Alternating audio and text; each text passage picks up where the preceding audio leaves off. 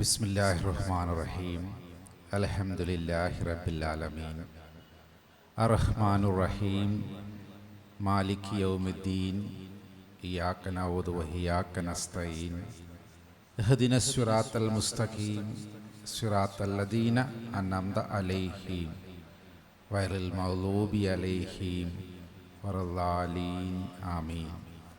Our Father in heaven, holy be your name. Your kingdom come, your will be done on earth as it is in heaven. Give us this day our daily bread. Forgive our sins as we forgive those who sin against us. Do not bring us to the test, but deliver us from all evil. Amen.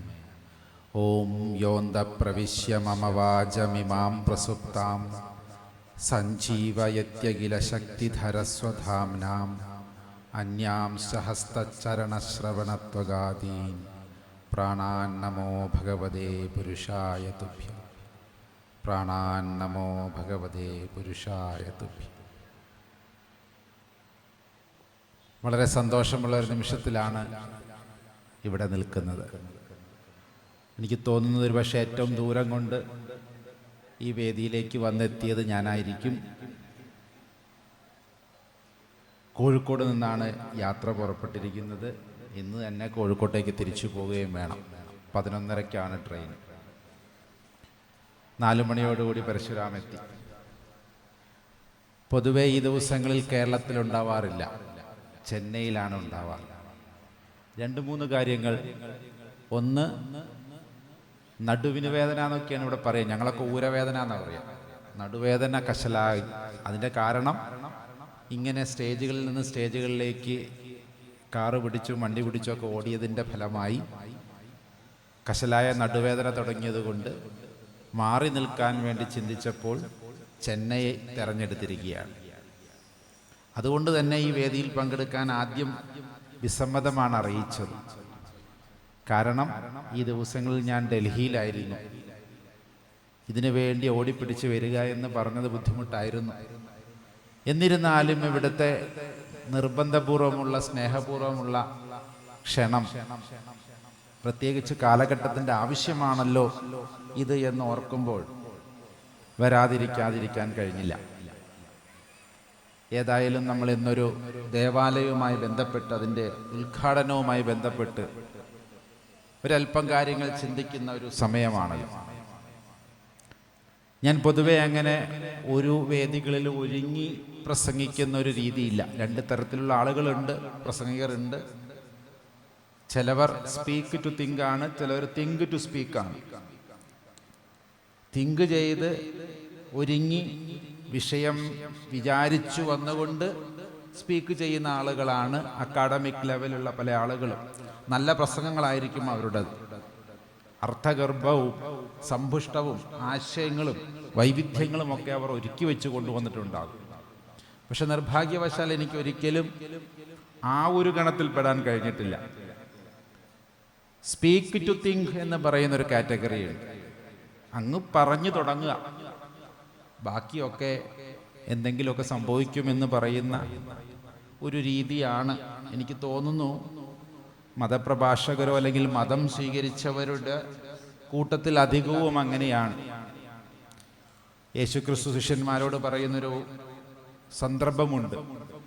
നിങ്ങളങ്ങ് പോവുക, എന്താണോ പറയേണ്ടത് അവിടെ പരിശുദ്ധാത്മാവ് അത് നിങ്ങളുടെ വായിൽ പറഞ്ഞോളൂ. സൂഫി സമ്പ്രദായത്തിൽ അതിന് തത്തുല്യമായി പറയാറുണ്ട്, അള്ള വുജൂദായിട്ട് പറയുന്നത് പറഞ്ഞാൽ മതി, നിൻ്റേതായിട്ടുള്ള ഒന്നും അവിടെ പറയണ്ട. എന്താണോ കാലഘട്ടത്തിൻ്റെ ആവശ്യം, അല്ലെങ്കിൽ ദൈവത്തിന് എന്ത് സന്ദേശമാണോ നിന്നിലൂടെ കൊടുക്കാനുള്ളത്, അത് ദൈവം തന്നെ ചിട്ടപ്പെടുത്തട്ടെ എന്ന് ചിന്തിക്കുന്ന ആ സമ്പ്രദായം വളരെ ചെറുപ്പത്തിലെ മനസ്സിലാക്കിയത് കൊണ്ടോ എന്തോന്നറിയില്ല, അക്കാഡമിക് ലെവലിലുള്ള ഒരു പ്രസംഗവും ഇന്ന് വരെ ചെയ്യാൻ ഉദ്ദേശിച്ചിട്ടുമില്ല, ചെയ്തിട്ടുമില്ല. ഇവിടെ വരുമ്പോൾ ഞാനിങ്ങനെ ആലോചിക്കുകയായിരുന്നു, എന്തായിരിക്കണം ഇന്നത്തെ. കാരണം ഇവിടെ ഇരിക്കുന്നവരൊക്കെ വളരെ പ്രധാനപ്പെട്ടവരാണ്. വേദിയിലുണ്ട് പുരോഹിതന്മാർ, എൻ്റെ മുന്നിലുണ്ട് പുരോഹിതന്മാർ. അതിൻ്റെ ഇടയിൽ ഞാനൊരു അച്ഛനെ ഇവിടെ കണ്ടായിരുന്നു. അദ്ദേഹം പോയോ എന്ന് എനിക്കറിയില്ല. അപ്പോൾ അദ്ദേഹത്തിനെയും ഇങ്ങോട്ട് വിളിക്കാമെന്നൊക്കെ കരുതിയെങ്കിലും അദ്ദേഹം അതിൻ്റെ ഇടയിൽ പോയി എന്ന് തോന്നുന്നു. അങ്ങനെയൊക്കെ ഉള്ളവർ ഇരിക്കുന്ന വേദിയിൽ ഞാൻ എന്താണ് പറയേണ്ടത്? ദൈവത്തിനോട് ഞാനിങ്ങനെ പ്രാർത്ഥിക്കുകയായിരുന്നു, ദൈവമേ എന്താണ് ഞാൻ ഇന്നിവിടെ പറയുക. എനിക്ക് തോന്നുന്നൊരു വിഷയം, നമ്മൾ ഇന്ന് പല സൗഹാർദ്ദ രംഗങ്ങളിൽ പ്രവർത്തിക്കുന്നവർ പല സമയങ്ങളിൽ ഇങ്ങനെയൊക്കെ പല വേദികളിൽ പോകേണ്ടുന്ന ആവശ്യകതകൾ വരാറുണ്ട്. പലപ്പോഴും നമുക്ക് തന്നെ കൺഫ്യൂഷൻസ് ആണ്. നമ്മൾ ഇത്തരം ഇന്റർ റിലീജിയസ് ഡയലോഗുകളിൽ അല്ലെങ്കിൽ ഇത്തരം മതസൗഹാർദ്ദ സമ്മേളനങ്ങളിലൊക്കെ പങ്കെടുത്ത് കഴിയുമ്പോൾ നമുക്ക് നമ്മുടെ തന്നെ അസ്തിത്വം നഷ്ടപ്പെട്ടു പോകുമോ, എൻ്റെ വിശ്വാസം എനിക്ക് തന്നെ നഷ്ടപ്പെട്ടു പോകുമോ? അതുകൊണ്ട് തന്നെ ലോകമെമ്പാടും തന്നെ ഇത്തരം പ്രവർത്തനങ്ങൾക്ക് സപ്പോർട്ട് കൊടുക്കുന്നവരുടെ എണ്ണം കുറഞ്ഞു വരികയാണ്. നമ്മുടെ തൗഫീക്ക്, നമ്മുടെ ഹിദായത്ത്, നമ്മുടെ ഇഖ്ലാസൊക്കെ നഷ്ടപ്പെട്ടു പോകും. അതേപോലെ തന്നെ നമുക്ക് കിട്ടിയതായ വിശ്വാസം, നമ്മുടെ വിശ്വാസത്തിൽ മുറുകെ പിടിക്കണമെന്ന് അതിൽ നിന്ന് നമുക്ക് വെള്ളം ചേർക്കേണ്ടി വരുമോ? ഹിന്ദുക്കൾക്ക് പിന്നെ അത്തരമൊരു ചിന്താഗതി ഇല്ലാത്തത് കൊണ്ട് എന്നിരുന്നാലും സമീപഭാവിയിൽ ഇവിടെ പലവരും സൂചിപ്പിച്ചതുപോലെ ഇത്തരം വേദികളിൽ പോയി മറ്റു മതങ്ങളിലെ നന്മകൾ പറയുന്നതും അല്ലെങ്കിൽ ആ സൗഹൃദത്തോടുകൂടി പെരുമാറുന്നത് പോലും ഒരു പ്രശ്നമായി കാണുന്ന ഒരു സഹോദര സമൂഹമാണ് എനിക്ക് ചുറ്റും ഉള്ളത്. എന്തിനാണ് പോകുന്നത് എന്നുള്ള ചോദ്യം പലപ്പോഴും ചോദിക്കാറുണ്ട്. നിങ്ങൾക്ക് നിങ്ങളുടെ കാര്യം പറഞ്ഞ് എവിടെയെങ്കിലും ഇരുന്നാൽ പോരെ, ഇവരുടെയൊക്കെ വേദികളിൽ എന്തിനു പോകുന്നു? ഇത് പ്രസക്തമായി വരികയാണ് ഓരോ ദിവസം ചെല്ലുന്തോറും. പലപ്പോഴും ഞാൻ ഈ അസുഖം കാരണം മാറി നിന്നപ്പോൾ പലരും കരുതിയത് ഇത്തരം വേദികളിൽ വരാനുള്ള എതിർപ്പുകൾ പല ഭാഗത്തു നിന്നും കൂടിയതിൻ്റെ ഭാഗമായിട്ടാണ് എന്ന് പോലും ചിന്തിക്കുന്ന കാലഘട്ടമാണ്. ഇവിടെ നമുക്ക് വളരെ കൃത്യമായി, അപ്പം ഞാനിങ്ങനെ വിചാരിക്കുകയായിരുന്നു, ഒരു നല്ല വേദിയാണ്. എന്താണ് മതങ്ങളുടെ സിലബസ് എന്ന് മനസ്സിലാക്കിയാൽ തീരാവുന്നതേ ഉള്ളൂ ഈ പ്രശ്നം. ഈ ക്ലാരിറ്റി ഇല്ലാത്തത് കൊണ്ടാണ് എനിക്ക് എൻ്റെ ഹിന്ദു സത്വം നഷ്ടപ്പെടുമോ, എൻ്റെ ഹിന്ദു വിശ്വാസം നഷ്ടപ്പെടുമോ, എൻ്റെ ഹിന്ദുത്വം നഷ്ടപ്പെടുമോ, എൻ്റെ ക്രിസ്തീയത്വം നഷ്ടപ്പെടുമോ, എൻ്റെ രക്ഷ നഷ്ടപ്പെടുമോ, ഞാൻ ജാതികളുമായി കൂടിക്കലരുമ്പോൾ എനിക്കുണ്ടാകുന്ന പ്രശ്നങ്ങൾ ഉണ്ടാകുമോ, നേരത്തെ സൂചിപ്പിച്ചതുപോലെ തൗഫീക്ക് ഹിദായത്ത് പ്രശ്നങ്ങൾ ഉണ്ടാകുമോ? എനിക്ക് തോന്നുന്നു ഉള്ളവരും ഇല്ലാത്തവരും മതങ്ങളുടെ സിലബസ് ഒന്ന് മനസ്സിലാക്കി കഴിഞ്ഞാൽ അവരുടെ സമീപനത്തിൽ മാറ്റം വരാം. ഇതാണ് മതങ്ങളുടെ സിലബസ് എന്ന് മനസ്സിലാക്കി കഴിഞ്ഞാൽ മതമില്ലാത്തവന് ഇത് ഞങ്ങൾക്ക് വേണ്ട എന്ന് മാന്യമായി മാറ്റിവെക്കാം. ഉള്ളവനോ അതിനനുസരിച്ച് തങ്ങളുടെ വ്യതിരിക്തത നിലനിർത്തിക്കൊണ്ട് തന്നെ ഇത്തരം മതസൗഹാർദ്ദ സമ്മേളനങ്ങൾക്കും പരസ്പര ബഹുമാനാദരങ്ങൾ കൊടുത്തുകൊണ്ട് ഇന്ന് എത്ര സഹോദരന്മാർ ഒന്നിച്ചു വാഴുന്നത് എത്ര സന്തോഷകരമാണെന്നൊക്കെ ബൈബിളിൽ പറയുന്നുണ്ട്, സങ്കീർത്തനത്തിൽ പറയുന്നുണ്ട്. ഒന്ന് ആലോചിച്ച് നോക്കുന്ന എല്ലാവരും ഇതിൻ്റെ ഉള്ളിൽ വരികയും ഒന്നിച്ചതെല്ലാം കാണുകയും ഒക്കെ ചെയ്യുമ്പോൾ എത്ര സന്തോഷകരമാണത്. ഇതിന് അവസരങ്ങൾ ഉണ്ടാക്കണം. എൻ്റെ എല്ലാ പ്രസംഗത്തിലും ഞാൻ ഒറ്റ സന്ദേശമാണ് പറയാൻ ഉദ്ദേശിക്കുന്നത്. നമ്മൾ ഒന്നിച്ചിരുന്നെങ്കിലേ നമ്മുടെ ഭാഷകളും സംസ്കാരങ്ങളും അറിവുകളും എത്രത്തോളം ഒന്നിച്ചു പോകുന്നുണ്ട്, എവിടേക്കാണ് നമുക്ക് ഡിഫർ ചെയ്യാൻ കഴിയുന്നത്, എവിടേക്കാണ് നമുക്ക് വ്യത്യസ്തമാകാൻ കഴിയുന്നത് എന്നൊക്കെ അറിയുകയുള്ളൂ. ഈ പള്ളിയിൽ തന്നെ കയറിയപ്പോൾ അസ്മാഉൽ ഹുസ്ന എഴുതി വെച്ചത് ഞങ്ങൾ അള്ളാഹുവിൻ്റെ സുന്ദര നാമങ്ങളാണ്. ദൈവത്തിൻ്റെ 99 നാമങ്ങൾ. അതിൽ ദൈവത്തിനെ ഇതര മതസ്ഥരും എല്ലാ മതസ്ഥരും ഉപയോഗിക്കുന്ന നാമങ്ങൾ അതിലുണ്ട്. കാരുണ്യവാനെ എല്ലാ മതത്തിലും ഉപയോഗിക്കുന്നവനാണ്. ദൈവമേ നീ വലിയവനാകുന്നു, ദൈവമേ നീ മഹത്വമുള്ളവനാകുന്നു, മഹത്വമുള്ളവനെ, വലിയവനെ, സുന്ദരനെ, പരിശുദ്ധനെ എന്നൊക്കെയുള്ള നാമങ്ങൾ അത് അറബിയിലായതുകൊണ്ട് അത് പറഞ്ഞു തരാൻ, അത് മനസ്സിലാക്കാൻ കഴിയാത്തത് കൊണ്ട് അതെന്തോ അറബിയിലുള്ള എന്തോ. അപ്പോൾ ഈ ഒരു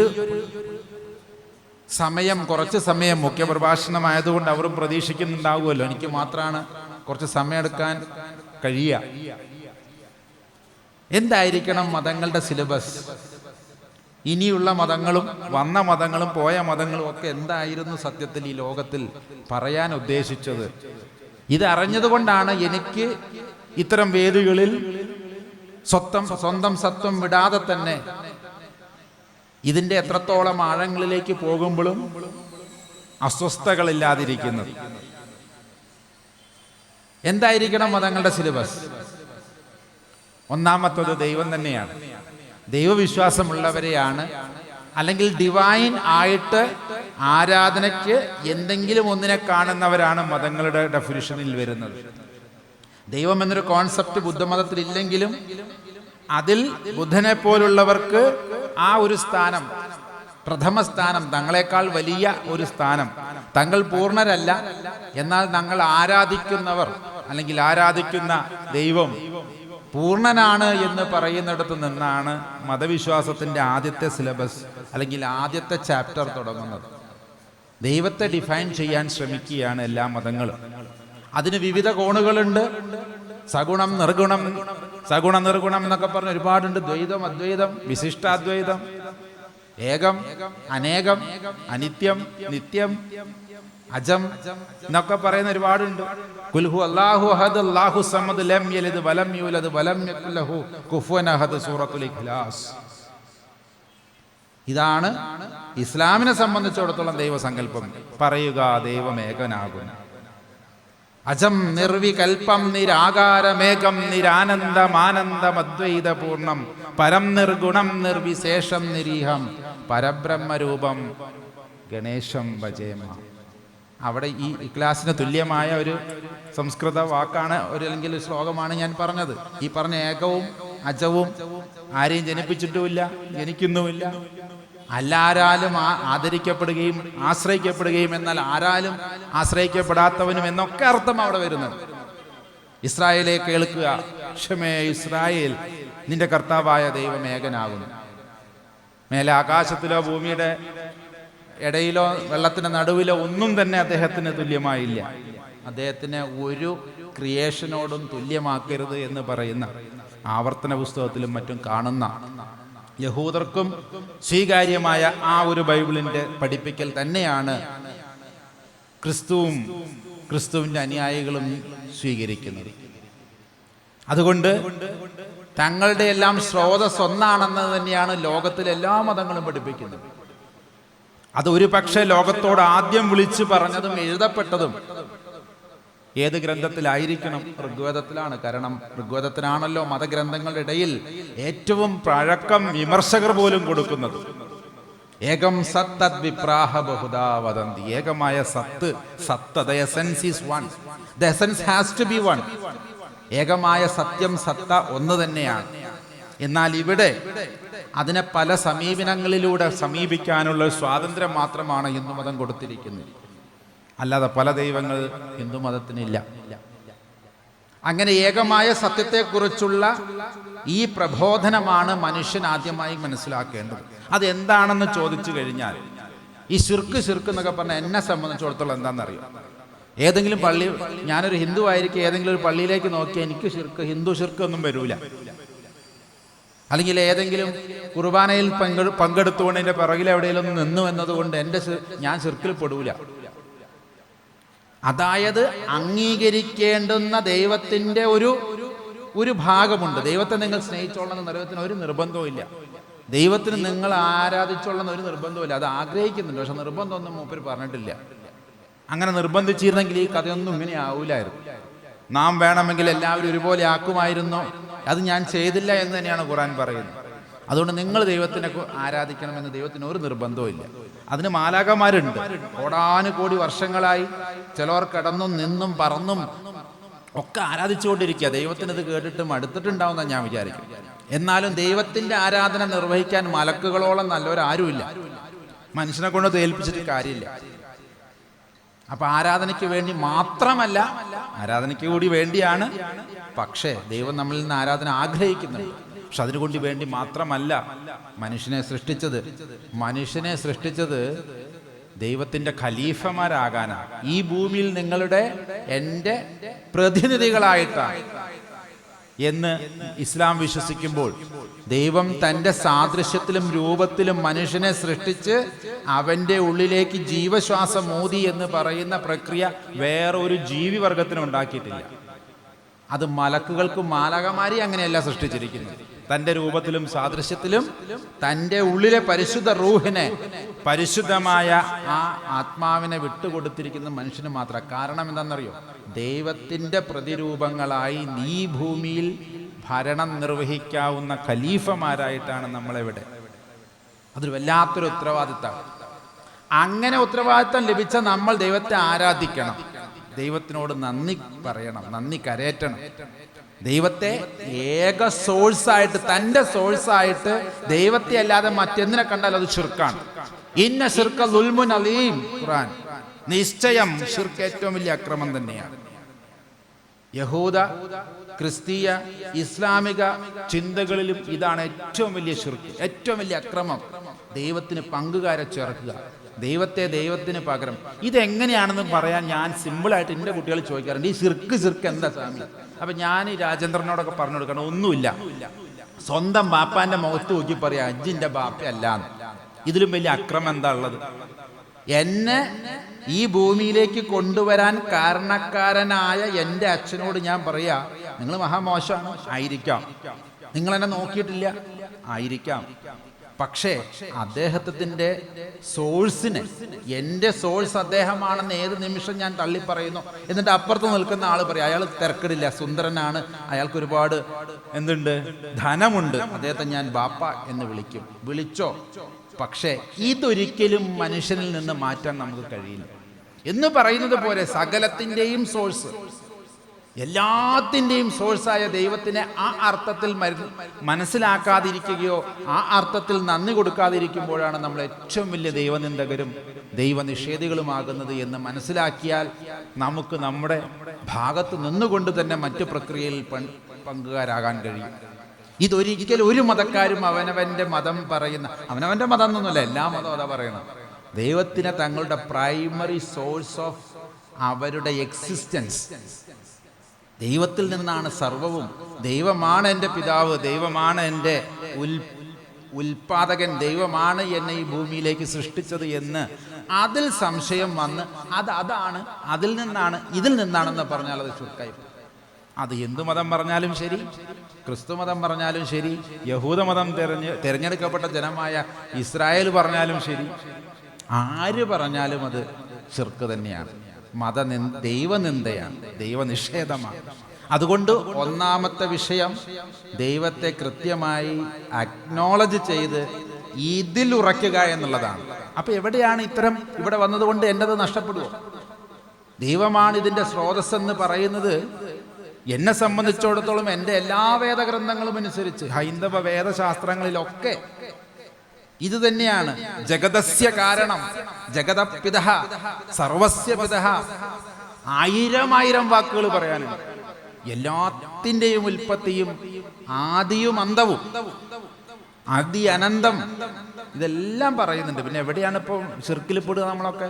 നമുക്ക് ശിർക്കിൽപ്പെടാൻ കഴിയില്ല, അതാണ് ഏറ്റവും വലിയ പ്രശ്നം. പക്ഷെ ബോധപൂർവം നമ്മളങ്ങോട്ട് പറയുകയാണ് ദൈവത്തെ അല്ല, അതിൻ്റെ എതിർശക്തിയുടെ കൂടെയാണെന്ന് ഞാൻ തിരഞ്ഞെടുക്കുന്ന നിമിഷം മുതൽ ഞാൻ നഷ്ടത്തിലാണ്. അതുകൊണ്ട് അതിൻ്റെ പേരിൽ നമ്മൾ പേടിക്കേണ്ട. അതിപ്പോൾ ഒരു പള്ളിയിലേക്ക് ഞാൻ നോക്കിയത് കൊണ്ടോ കുരിശ് നോക്കിയത് കൊണ്ടോ അല്ലെങ്കിൽ കുരിശ് അണിഞ്ഞത് കൊണ്ടോ ഒന്നും എനിക്ക് തോന്നുന്നില്ല ഇത് ഇവിടെ കോംപ്രമൈസ് ചെയ്യപ്പെടുമെന്നുള്ളത്. അതുകൊണ്ട് തൽക്കാലം ഒന്നാമത്തെ ഫാക്ടർ ഈശ്വരനുമായി ബന്ധപ്പെട്ടതാണെന്നും ഈശ്വരൻ്റെ പൃഥുത്വം അംഗീകരിക്കലാണ് യഥാർത്ഥ വിശ്വാസത്തിൻ്റെ അടിസ്ഥാനമെന്നും തൗഫീഖിൻ്റെ അടിസ്ഥാനമെന്നും പറഞ്ഞുകൊണ്ട് ആ വിഷയം ഞാനിവിടെ അവസാനിപ്പിക്കുന്നു. രണ്ടാമത്തത്, ഓരോ മതങ്ങളും ഓരോ കാലഘട്ടത്തിൽ ഓരോ ഇടങ്ങളിൽ ഉണ്ടായിട്ടുള്ളതും അവിടെ വളർന്നിട്ടുള്ളതും ആ ജോഗ്രഫിയുടെ സ്വാധീനം വളരെ ഉണ്ടായിട്ടുള്ളതുമാണ്. അവിടെയുള്ളവർക്ക് അവരെ പ്രവാചകന്മാരെന്നോ ഗുരുക്കന്മാരെന്നോ ഒക്കെ വിളിച്ചിരുന്നു.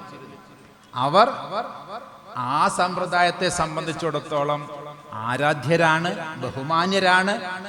അവരെ അല്ലാതെ മറ്റാരെയും ആ സ്ഥാനത്തേക്ക് അവരോധിക്കാതിരിക്കുക. ഇസ്ലാമിനെ സംബന്ധിച്ച് മുഹമ്മദ് നബി സല്ലല്ലാഹു അലൈഹി വസല്ലമ തങ്ങളാണ് അതിൻ്റെ ഏറ്റവും മുൻപിൽ നിൽക്കേണ്ടത്.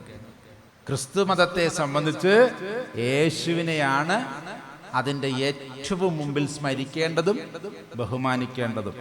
അതാത് സമ്പ്രദായങ്ങൾ, ശൈവ വൈഷ്ണവ ശാക്തേയ മറ്റ് സമ്പ്രദായത്തിൽപ്പെട്ടവർക്കൊക്കെ അവരവരുടെ പരമ്പരാ ഗുരുക്കൾ തന്നെ ആയിരിക്കണം. അവിടെയും കോംപ്രമൈസ് പാടില്ല. No compromise at all. ആ കോംപ്രമൈസ് നിന്ന് മാറി മറ്റൊന്നിനെ ചിന്തിക്കുമ്പോഴാണ് നമ്മളൊക്കെ വഴിപിഴച്ചവരാകുക. നമ്മുടെയൊക്കെ എന്തൊക്കെയോ മതത്വം നഷ്ടപ്പെടുന്നു അവിടെ. ഒന്ന് ആലോചിച്ച് നോക്കൂ, വാങ്കിലടക്കം അശ്ഹദു അന്ന മുഹമ്മദ് റസൂലുള്ള എന്ന മുഹമ്മദിന്റെ വാക്ക് ഉച്ചരിക്കുന്നുണ്ട്. അതിനുശേഷമുള്ള നമസ്കാരങ്ങളിലൊക്കെ എത്ര പ്രാവശ്യമാണ് മുഹമ്മദിന് വേണ്ടി പ്രാർത്ഥിക്കുന്നത്? ഇബ്രാഹിമിനും ഇബ്രാഹിമിന്റെ മക്കൾക്കും കൃപ ചെയ്തതുപോലെ, കരുണ ചെയ്തതുപോലെ മുഹമ്മദിനും മുഹമ്മദിന്റെ കുടുംബങ്ങൾക്കും വരെ പ്രാർത്ഥനകളുണ്ട്. അവസാനത്തെ പ്രാർത്ഥനയാണ് അസ്സലാത്തു അലാ സയ്യിദിന മുഹമ്മദ് അല്ലേ? അങ്ങനെയൊക്കെ അല്ലേ? ഓക്കെ, ഇതൊക്കെയാണ് ഒരു വിശ്വാസിയെ സംബന്ധിച്ചിടത്തോളം തൻ്റെ നേതാവിന്, സയ്യിദിന് കൊടുക്കാവും. തൻ്റെ നേതാവിന് മുമ്പിൽ നിൽക്കുന്ന ആളിന് ഒരു കുറവും കൊടുക്കരുത്. ചിലപ്പോൾ അത് ദൈവത്തോളം ഒക്കെ അങ്ങോട്ട് പോയൊക്കെ ഒന്ന് വരും. അത് മനസ്സിലാക്കുക, അത് എത്രത്തോളം കൊടുക്കണമെന്നുള്ളത്. അള്ളാഹ് പറഞ്ഞാൽ അടുത്ത റസൂല് പറയണം, ദൈവമേ നീ പരിശുദ്ധനാകുന്നു. പിതാവ് കഴിഞ്ഞു കഴിഞ്ഞാൽ പുത്രൻ പറഞ്ഞിരിക്കണം, യേശുക്രിസ്തു ഉണ്ടായിരിക്കണം, അല്ലെങ്കിൽ അത് മതമാകില്ല. ഞങ്ങൾക്കും ഗുരുർ ബ്രഹ്മ ഗുരുർ വിഷ്ണു ഗുരുർ ദേവോ മഹേശ്വര ഗുരു സാക്ഷാത് പരബ്രഹ്മ തസ്മൈ ശ്രീ ഗുരവേ നമഃ. ഇതൊരു കോമൺ ഫോർമുലയാണ്, ഏത് സമ്പ്രദായത്തിൽപ്പെട്ട ഹിന്ദുക്കൾക്കും ചൊല്ലാവുന്നൊരു ഫോർമുലയാണ്, ഒരു പ്രാർത്ഥനയാണ്. എൻ്റെ ഗുരു. ഇവർക്കൊക്കെ ഈ ദൈവങ്ങളെയൊക്കെ, ഈ ദൈവസങ്കല്പങ്ങളെയൊക്കെ പറഞ്ഞു കഴിഞ്ഞാൽ അടുത്തത് ഞങ്ങൾ പറയേണ്ടത് ഞങ്ങളുടെ ഗുരുവിനെയാണ്. കാരണം അവരിലൂടെയാണ് ചില കാര്യങ്ങൾ ദൈവം ലോകത്തോട് അറിയിച്ചത്. പിതാവായ ദൈവത്തെ ഒരു നാളും ആരും കണ്ടിട്ടില്ല. എന്നാൽ പിതാവിൻ്റെ മടിയിലിരുന്ന പുത്രനിലൂടെ ഈ ലോകത്തിലേക്ക് ആ വെളിച്ചം വന്നു എന്ന് ക്രിസ്ത്യാനികൾ വിശ്വസിക്കുന്നു. ആദിയിൽ അല്ലാഹു സൃഷ്ടിച്ച നൂറ്, ആ നൂറിൻ്റെ പ്രകാശനം നടന്നത് ആമിന ബീബി എന്ന് പറയുന്ന ആ ഒരു ഉദരത്തിലാണ്. മറിയം ബീവി അലൈഹിസ്സലാമിലൂടെ എങ്ങനെയാണോ യേശുക്രിസ്തു ഈ ഭൂമിയിലേക്ക് ആ കാരുണ്യം കൊണ്ടുവന്നത്, അതുപോലെ തെരഞ്ഞെടുക്കപ്പെട്ടത് ഖദീജ ബീവിയിലൂടെ അല്ലേ? ഖദീജയല്ലേ? ആമിന ബീവിയിലൂടെ.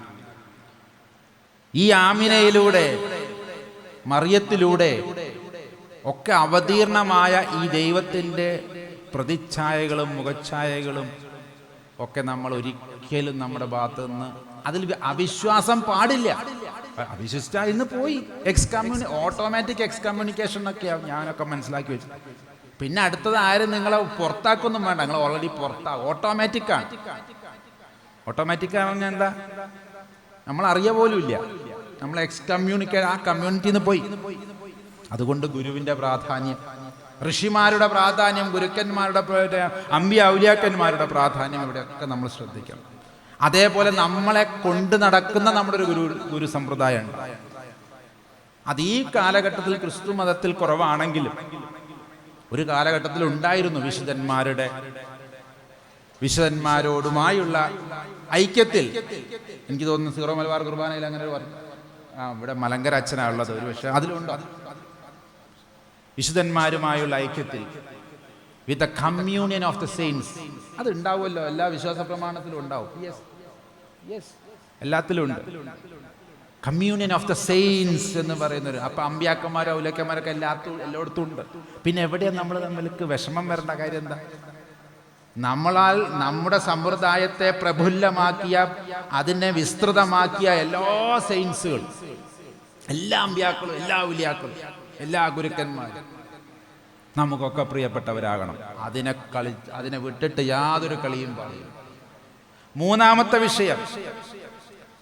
വിഷയം എന്തായിരിക്കണം?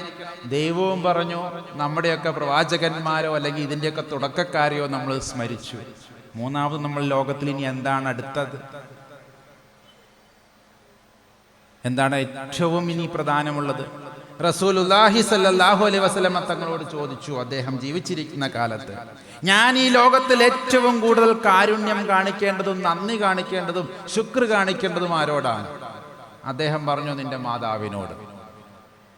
വീണ്ടും ചോദ്യകർത്താവ് ചോദിച്ചു, ഇനി ഞാൻ ആരോടാണ് ഏറ്റവും കൂടുതൽ നന്ദി കാണിക്കേണ്ടത്, കാരുണ്യം കാണിക്കേണ്ടത്? അപ്പോഴും പറഞ്ഞു, നിന്റെ മാതാവിനോട്. വീണ്ടും ചോദ്യകർത്താവ് ചോദിച്ചു, മനസ്സിലായി, ഇനി ഞാൻ ആരോടാണ് ഏറ്റവും കൂടുതൽ മാതൃക കാണിക്കേണ്ടത്, സ്നേഹം കാണിക്കേണ്ടത്, നന്ദി കാണിക്കേണ്ടത്, കാരുണ്യം കാണിക്കേണ്ടത്? ഞാൻ ആരോടാണ് ഏറ്റവും കൂടുതൽ കടപ്പെട്ടിരിക്കുന്നത്? അപ്പോഴും ഉത്തരം, നിന്റെ മാതാവിനോട്. അപ്പം അദ്ദേഹം കുറച്ചു നേരം മിണ്ടാണ്ടിരുന്നു. ഇനിയും മാതാവ് മാതാവ്. നാലാമതും ചോദ്യം ചോദിച്ചപ്പോൾ പറഞ്ഞു, നിന്റെ പിതാവിനോട്.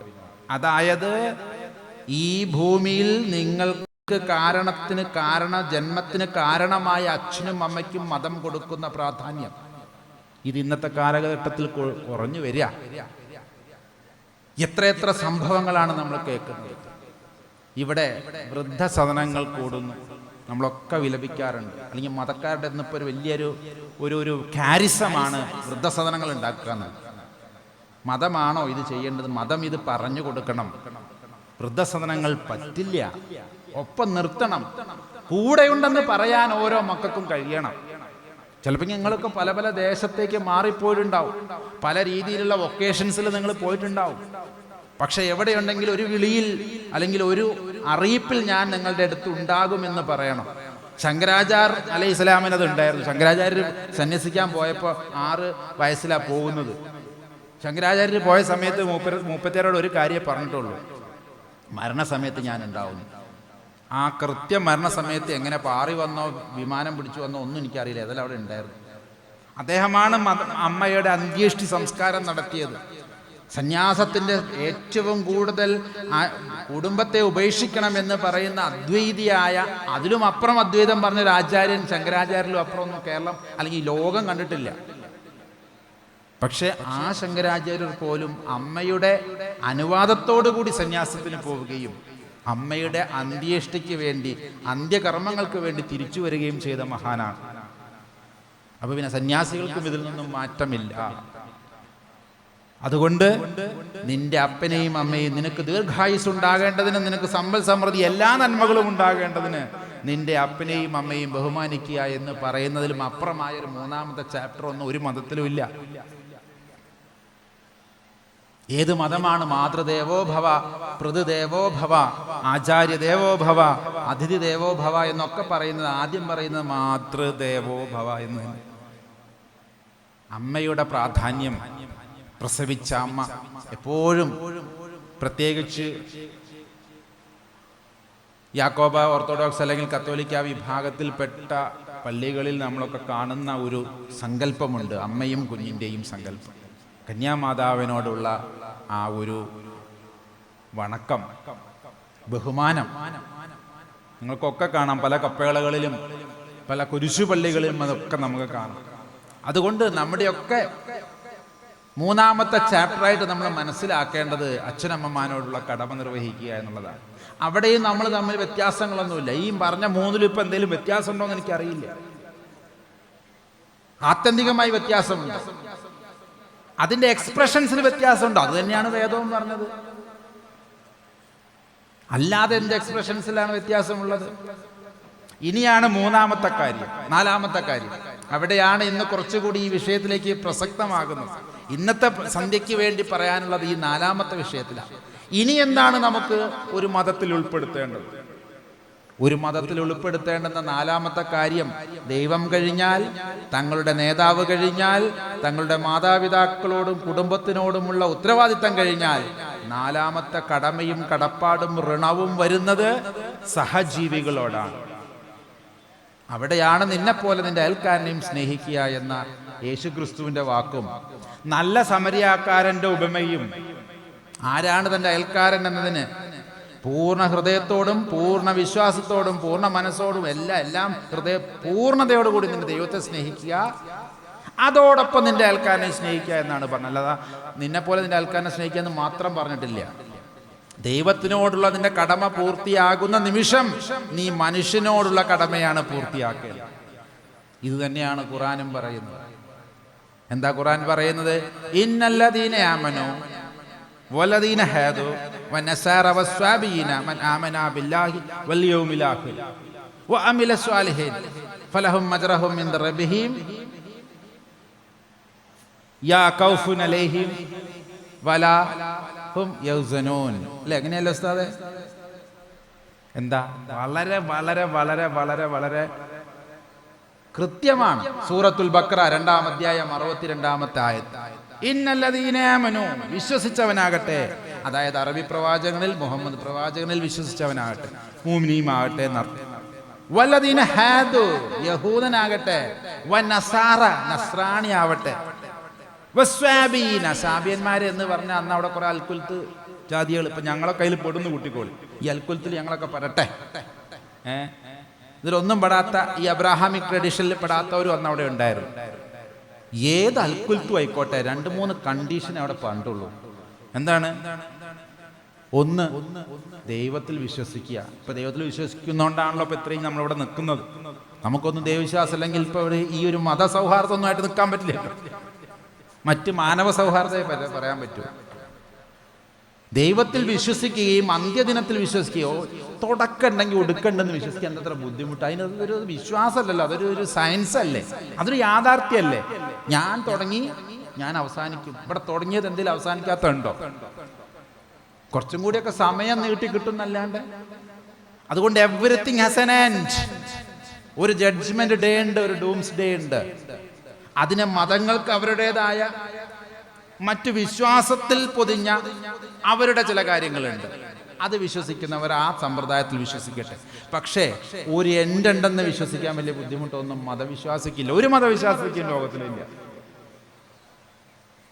പിന്നെയോ അതും പോരട്ടെ, അടുത്ത എൻ്റെ വിഷയത്തിലേക്ക് ഇപ്പോഴാണ് ഞാൻ വരുന്നത്. 3-ാമത്തെ വാക്ക് പറയുന്നത്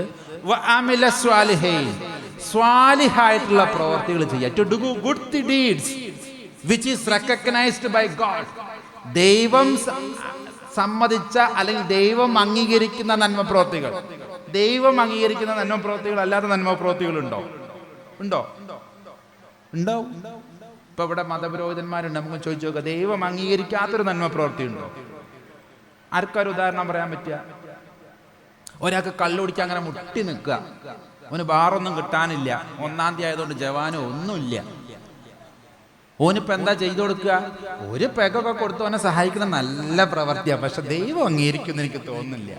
വ്യഭിചരിക്കാൻ മുട്ടി നിൽക്കണവന് സൗകര്യം വീട്ടിൽ ചെയ്തു കൊടുക്കുക, എനിക്ക് തോന്നുന്നില്ല ദൈവം അംഗീകരിക്കണ. അമിലഹായ സ്വാലി, അല്ലെങ്കിൽ വെറും അമല് അറിഞ്ഞാൽ മതി അല്ലേ?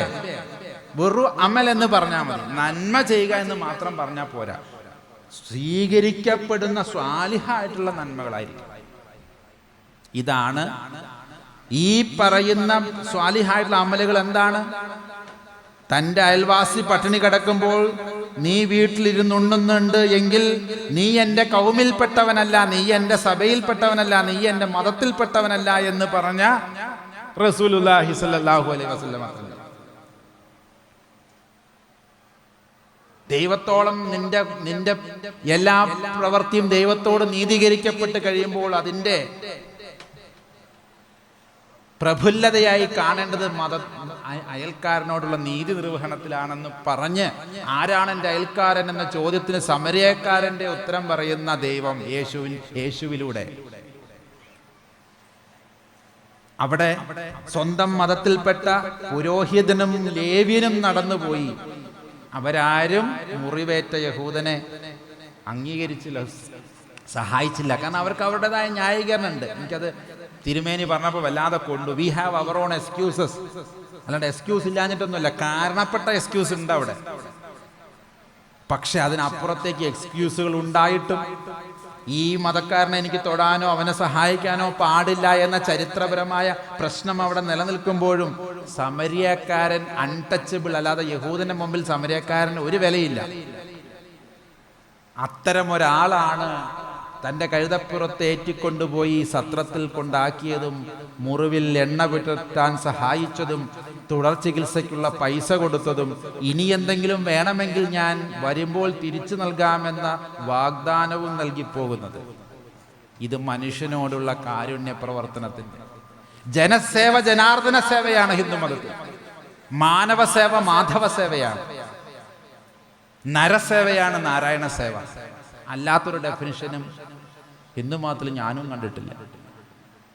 ഈ ചെയ്യുന്നത് ഇടത് കൈ, ചെയ്യുന്നത് വലത് കൈ അറിയരുത് എന്ന് പറഞ്ഞത് ഇങ്ങനെ രണ്ടും കൂടിയല്ലേ കൊടുക്കുക. നമ്മളൊക്കെ ഇപ്പോൾ രണ്ടും കൂടി കൊടുക്കുമ്പോൾ 2 കൈയും കാണുന്നുണ്ട്.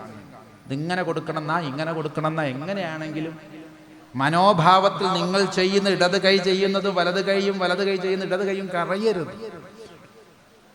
ഇവിടെയാണ് സൂക്ഷ്മതയുള്ള ഇസ്ലാമിനോട് എനിക്കൊരു ചോദ്യം ചോദിക്കാറുണ്ട്. എന്താണ് നമസ്കരിക്കുന്നവന്റെ ലക്ഷണം? എന്താണ് ഒരു മതവിശ്വാസിയുടെ ലക്ഷണം എന്ന് അൽ മൗൻ എന്ന ചാപ്റ്റർ വെച്ചിട്ട് അൽ മൗൻ എന്ന അധ്യായത്തിൽ എന്താ, സൂറത്തിൽ എന്താ പറഞ്ഞിരിക്കുന്നത്? അൽ മൗനിൽ പറഞ്ഞിരിക്കുന്നത് നമസ്കരിക്കുന്നവർക്ക് ശാപം അല്ലേ? മറ്റേ അധ്യായം ഏതായിരുന്നു? വേറെ ഒന്നുണ്ടല്ലോ. മഹറൂമിങ്ങളെ തിരിച്ചറിയണമെന്ന് പറയുന്നു. മഹറൂമിങ്ങളെ തിരിച്ചറിയുന്നവനാണ് നമസ്കാരം നിലനിർത്തുന്നവൻ.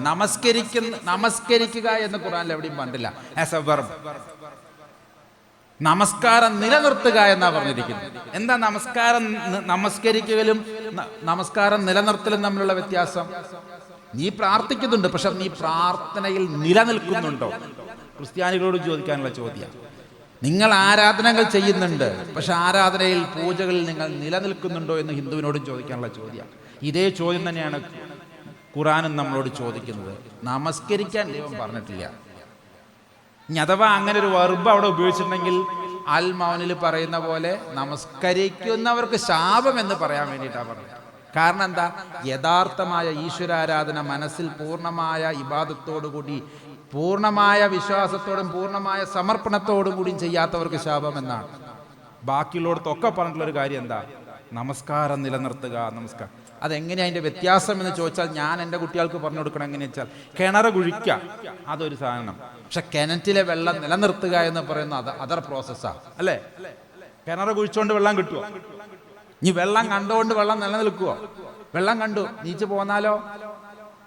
വെള്ളം കണ്ടാൽ വെള്ളം നിലനിർത്താനുള്ള ആഴം കുഴിക്കണം. വെള്ളം കണ്ടു എന്നുള്ളത് കൊണ്ട് കിണറിന്റെ പണി പൂർത്തിയാകില്ല. നിസ്കരിച്ചു എന്നതുകൊണ്ട്, നമസ്കരിച്ചു എന്നതുകൊണ്ട്, ആരാധനകൾ അർപ്പിച്ചു, പൂജകൾ ചെയ്തു എന്നുള്ളതുകൊണ്ട് അതിലുള്ള നിലനിൽപ്പായില്ല. അത് ഏത് പ്രതികൂല സാഹചര്യത്തിലും വറ്റാത്ത രീതിയിലേക്ക് ആഴത്തിൽ പോകണം. അവനവന്റെ മതജീവിതം, അവനവന്റെ പ്രാർത്ഥനാ ജീവിതം, ഏത് പ്രശ്നങ്ങളും വന്നോട്ടെ, ഏത് പ്രതികൂല വേനൽക്കാലം വന്നാലും നിലനിർത്തപ്പെട്ട വെള്ളമുള്ള കിണറ്റിലെ വെള്ളത്തിന് ആഴമുണ്ടാകും. അതൊരിക്കലും പറ്റില്ല. അത് സ്രോതസ്സായി തന്നെ നിലനിൽക്കും. ഇതാണ് ഓരോ മതവിശ്വാസികളും ഇവിടെ ചെയ്യേണ്ടത്. തങ്ങളുടെ മതവിശ്വാസം ആഴത്തിൽപ്പെടുന്ന മഹറൂമിങ്ങളെ തിരിച്ചറിയും. ആരാണ് മഹറൂമിങ്ങൾ? മിസ്കീൻ നമുക്കറിയാം, ദരിദ്രരെ നമുക്കറിയാം. ദരിദ്രന് സക്കാത്തും സദക്കയുണ്ട്. ഓൻ വന്ന് ചോദിച്ചോളും, ഓന് കൊണ്ടു കൊടുക്കൊന്നും വേണ്ട. ഇസ്ലാമിക രീതി പ്രകാരം സക്കാത്തും സദക്കയും ഒരു ദരിദ്രന്റെ അവകാശമാണ്. അത് അവന് വന്ന് ചോദിക്കാം, അതില് മടി വിചാരിക്കേണ്ടതില്ല. പക്ഷെ മഹ്റൂമീനെ തിരിച്ചറിയാന്ന് പറഞ്ഞാലോ, ആ മഹ്റൂമിങ്ങനെ തിരിച്ചറിയുന്നവൻ നമസ്കാരം നിലനിർത്തുന്നവനാണ്. എന്താ ഈ കുറെ നേരമായാലും ഞാൻ ഈ മഹ്റൂമാർ എന്താ ഇപ്പൊ നിങ്ങൾ ഈ മനസ്സിലാക്കിയെന്നല്ലേ ഇപ്പൊ നിങ്ങൾക്ക് അറിയണ്ടേ? ഞങ്ങൾ പറയണ തന്നെയാണോ ഈ മഹ്റൂം? അച്ഛന് കുപ്പായം കൊടുത്തില്ല എന്ന് ഇവിടെ പറഞ്ഞു കേട്ടോ. കൊടുക്കാൻ പറ്റിയില്ല, ഞാൻ വെറുതെ പറഞ്ഞു. ആ കഥ ഞങ്ങളിവിടെ കേട്ട് സന്തോഷമായി. മഹ്റൂമിങ്ങളെ തിരിച്ചറിയുക എന്നതുകൊണ്ട് ഞാൻ മനസ്സിലാക്കിയത് എന്താ വെച്ചാൽ, ഇത് എൻ്റെ വ്യാഖ്യാനാട്ടോ. ഇനി ഇപ്പം നിങ്ങൾക്ക് ഇതിൽ നല്ലത് എടുക്കുക, അല്ലാത്തത് തള്ളിക്കളയുക. ലക്കുദ്ദീനക്കും വലിയതിനെ നമ്മൾ ഒഴിവാക്കാം, അതിലൊന്നും നമുക്കൊരു വിഷമമില്ല. പണ്ട് കാലത്തിൽ റസൂലുള്ളാഹിയുടെ കാലത്തിലെ സഹാബത്തിൽപ്പെട്ട ചില ആളുകൾ, ആ അപ്പസ്തോലന്മാരിൽപ്പെട്ട അല്ലെ അദ്ദേഹത്തിന്റെ ശിഷ്യന്മാരിൽപ്പെട്ട ചില ആളുകൾ ബോധപൂർവം തങ്ങളുടെ വിശപ്പിനെയും ദാരിദ്ര്യത്തെയും മറച്ചു വെച്ചിരുന്നു. മറച്ചു വെച്ചത് എന്തുകൊണ്ടാണെന്നറിയോ? ഇത് ദൈവം തനിക്ക് തന്നതാ.